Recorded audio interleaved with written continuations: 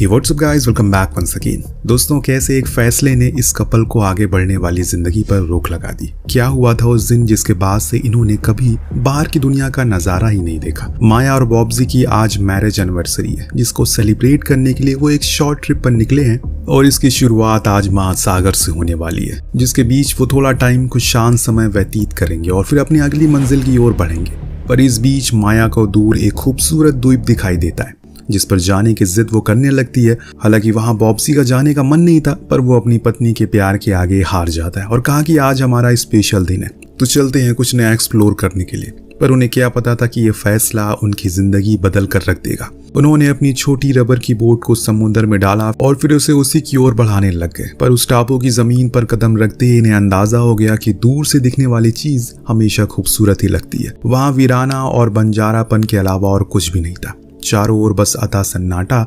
पर माया का कहना था कि अब इतनी दूर आए हैं तो सही से इस जगह को एक्सप्लोर करते हैं, वरना यहाँ आना बेकार हो जाएगा। दोनों ही अभी साइलेंट को चक्कर लगाने लगे, जिस दौरान इन्हें कुछ जंग से भरी मशीन दिखी, जिसे देखकर इन्होंने अनुमान लगाया कि हो सकता है कि यहाँ पर सालों पहले व्यापारी कुछ काम करते होंगे, जिसके बड़े बड़े शिप आते होंगे, या फिर यहाँ पर कुछ साइंटिफिक काम होता होगा जिसका मलबा वो लोग ऐसे ही छोड़कर चले गए। आपका अनुमान क्या है? टापू की सबसे ऊंची जगह पर जाकर इन्होंने कुछ फोटोज क्लिक करवाई और कुछ देर शांति से बिताने के बाद तभी बॉब्जी ने देखा कि आसमान काला होता जा रहा है। कहीं ये किसी बड़े तूफान का संकेत तो नहीं है? इस सोच में डूबा हुआ बॉब्जी आखिर में निकलने का फैसला करता है, क्योंकि अब ज्यादा देर यहाँ रुकना सही नहीं है। जब उन्होंने अपनी छोटी बोट को पानी में उतारा तो उसे कुछ ही दूरी का रास्ता नापा, तब तक तूफान अपनी आक्रोश पर आ चुका था। यानी कि अगर वो कुछ देर और पानी में रहे तो बह सकते हैं। इसीलिए इन्होंने फौरन पीछे मुड़ जाने का फैसला किया, जो अभी के लिए सही है। पर अब इन्हें रात इसी द्वीप पर गुजारनी पड़ेगी। इन्होंने एक कोने में थोड़ा सा आशियाना बना लिया और धीमी आंख के साथ ही पूरी रात को काटा। पर अगली सुबह इनके लिए काफी मुश्किल भरी होने वाली है, क्योंकि जब इन्होंने समुद्र की ओर देखा तो इनकी बोट कहीं भी दिखाई नहीं दे रही है। माया को शक था कि कहीं बॉब्जी ने जल्दबाजी में एंकर डालना भूल तो नहीं गया, पर उसे खुद पर भरोसा था कि हाँ, उसने लगाया था। हो सकता है कि रात के भयानक तूफान में इनकी बोट थोड़ी आगे पीछे कहीं चली गई होगी, इसीलिए उन्होंने उसी छोटी बोट पर ही उसे ढूंढने का काम शुरू कर दिया। पर बहुत दूर जाने के बाद भी उन्हें हाथ कुछ नहीं लगता, ना ही आंखों को वो बोट देखने को नसीब हुई। हो सकता है कि माया की वो बात सच हो गई हो, पर बॉब्जी को अभी भी यकीन नहीं हो रहा है कि उसने उस द्वीप के चारों ओर चक्कर लगाया। अब उसे मान लेना चाहिए कि उसने गलती की है। इस बीच उसे ध्यान में आया कि उनकी छोटी बोट का भी डीजल खत्म होने लगा है। उसने फौरन उसे बंद किया और पैडल से उसे आगे बढ़ाना शुरू कर दिया। अब समुद्र में दूर जाने से अच्छा है कि वो लोग उसी आइलैंड पर जाकर किसी की मदद का इंतजार करें। इसीलिए इन्होंने उसी ओर अपना रुख मोड़ दिया। अब इन्हें भूख और प्यास भी लगना शुरू हो गई है, जो सबसे बड़ी लड़ाई होती है खुद को जिंदा रखने के लिए।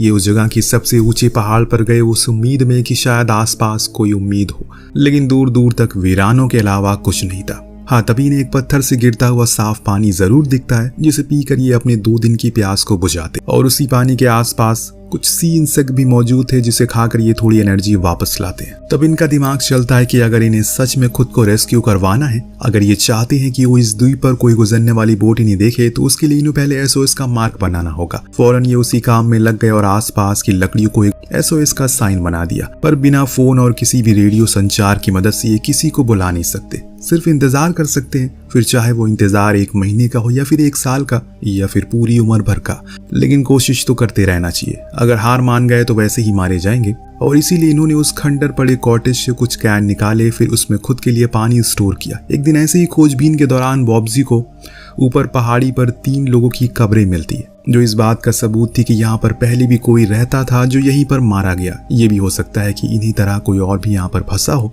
खैर, अब धीरे धीरे करके समय बीतता जा रहा है। दिन से रात हो रही है और फिर दोपहर और फिर दिन, लेकिन सब कुछ वैसा का वैसा ही है, कुछ बदल नहीं रहा है। ऊपर से कम खाने की वजह से इन्हें कमजोरी भी आ गई है। बॉब्जी अपनी बीवी की हिम्मत बढ़ाता और समझाता है कि उन्हें लड़ना होगा, हिम्मत से काम लेना होगा, वरना वो जल्दी हार जाएंगे। ये सब एक परीक्षा है। उनके आगे आने वाले दिन उनके लिए और भी बेहतर और खुशहाल होने वाले। पर ये बातें माया को अंदरूनी ताकत नहीं देती। जो चीज हमें दिखती भी है, कैसे काम करने के दौरान वो बेहोश हो गई, तब बॉब्जी फौरन उठाकर उसे झोपड़ी में लाता है। पूरी रात सोचने के बाद अब उसने निर्णय लिया कि उसे ऐसे हाथ पर हाथ रखकर बैठना नहीं है।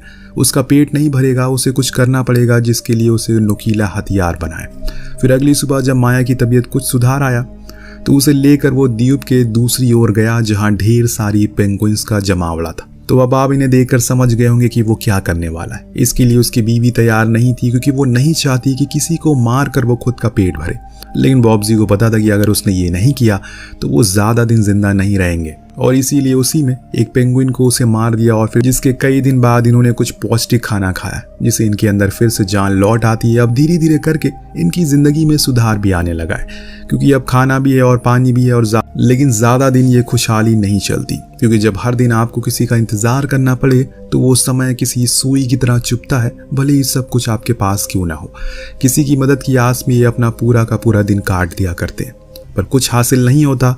इसीलिए फिर से उसी तरफ गए जहां पहले गए। लेकिन जब इन्होंने वहां पर सन्नाटा देखा तो इनकी घबराहट और बढ़ गई, क्योंकि अब इन्हें एक भी पेंगुइन दिखाई नहीं देती है, जो चीज माया को पूरी तरीके से तोड़ देती है। क्योंकि वहीं वापस वो लौट आए जहां से शुरू किया था। वही परेशानी जो देखते हुए अब माया ने कहा कि हमें वापस समुद्र में जाना चाहिए। हो सकता है कि कोई आसपास से गुजर रहा जहाज हमें देख ले, हमारी मदद कर दे।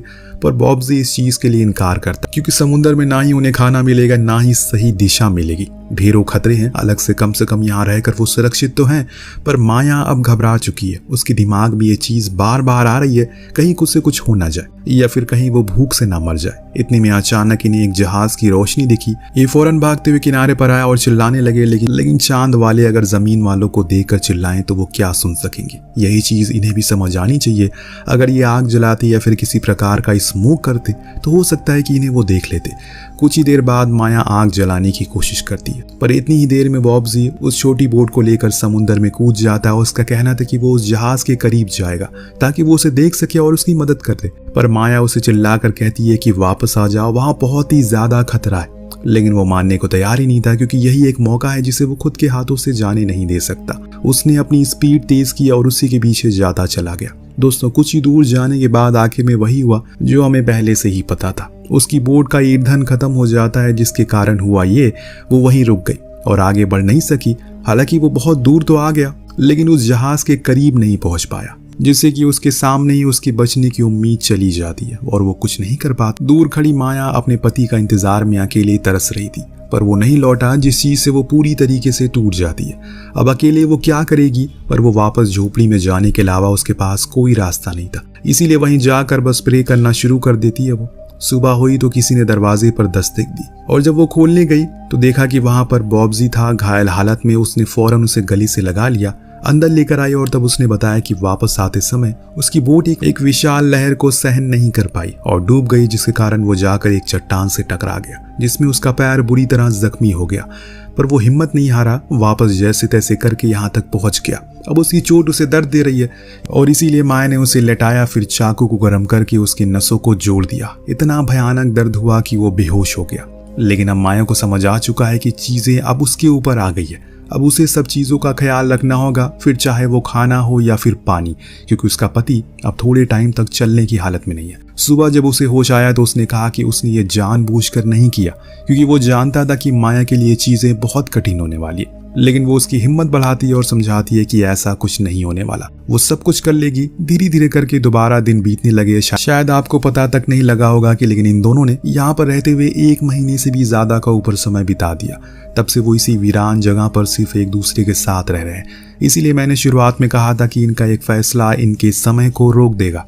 एक दिन जब माया बाहर कुछ सामान लेने गई तो उसने महसूस किया कि शायद अब ठंडियां नजदीक आ रही है, क्योंकि दूर से पहाड़ जमने लगे हैं, यानी कि इनके लिए खतरा और बढ़ने वाला है। इसीलिए वो जाकर अपने पति से कहती है कि हमें अब इस जगह को छोड़ देना चाहिए, पर बॉब्जी मना करता है क्योंकि वो चलने की हालत में नहीं है। लेकिन माया तो ऊपर से हाँ कह दिया, लेकिन अंदर मन ही मन वो जानती है कि ये समय उनके लिए बहुत कठिन है और ऐसे में उन्हें कुछ कदम तो उठाना ही पड़ेगा, वरना वो दोनों यही मर जाएंगे ठंड से। उसका पति शुरू से ही कठिन फैसले लेने में सक्षम नहीं रहा और यही वजह है कि उस दिन वो जहाज को भी पकड़ नहीं पाया। उसी सुबह माया ने कहा कि हमें समुद्र में जाना चाहिए, हो सकता है कि वहां जाकर कोई हमें दिख जाए। शायद अगर उस दिन उसकी बात मान लेता तो हो सकता कि वो जहाज उन्हें समुद्र में देख लेता, पर अफसोस करने का कोई फायदा नहीं है, कुछ तो फैसला लेना पड़ेगा। इसीलिए एक रात जब वो सो रहा होता है तो उसने कुछ सामान लिए और चली गई अकेले ही बाहर, इस उम्मीद के साथ कि जब वो लौटेगी तो किसी को साथ ले आएगी जो उसकी मदद कर देगा। किसी को तो कदम उठाना ही पड़ेगा, पर यह सफर इतना आसान नहीं होने वाला, क्योंकि अब ठंड आ चुकी है और ऐसे में तेज खून जमा देने वाली हवाएं लगातार चलती जा रही है। दूर तक बस सिर्फ और सिर्फ सफेद बर्फ ही बर्फ है, पर माया चली जा रही है। ऐसा लग रहा है कि मानो वो ठान कर आई है इस बार आर या पार होगा। यहाँ तक उसने रातों को वहीं सोई उसी बर्फ के ऊपर, फिर सुबह फिर से चलना शुरू कर दिया। लेकिन एक समय आया जब उसकी भी हिम्मत ने जवाब दे दिया कि अब उससे नहीं हो पाएगा। तब माया ने उसी ठंडी बर्फ को अपने चेहरे पर लगाया ताकि उसकी आंखें खुली रहे और चलती रहे। वो 3 दिन के कठिन सफर के बाद कुछ दूरी पर उसे लाल कलर की इमारत नजर आती है, जो ऐसे में रिसर्च सेंटर था या फिर माया की जिंदगी। भागती हुई उसके पास अंदर गई तो कोई नहीं था, लेकिन हाँ, खाना और गर्म कपड़े भरपूर थे। सबसे पहले तो वो सही से फ्रेश होती है, देन पेट भर के खाना खाती है और वो आसपास घूमने लगी। शायद कोई इंसान मिल जाए, लेकिन वहां कोई नहीं था। पर हाँ, एक स्नोबोर्ड जरूर थी। माया के अंदर मानो एक नई जिंदगी आ गई थी। उसने फौरन कुछ खाने के सामानों को इकट्ठा किया और फिर तेजी से अपनी उसी झोपड़ी की ओर निकल पड़ी।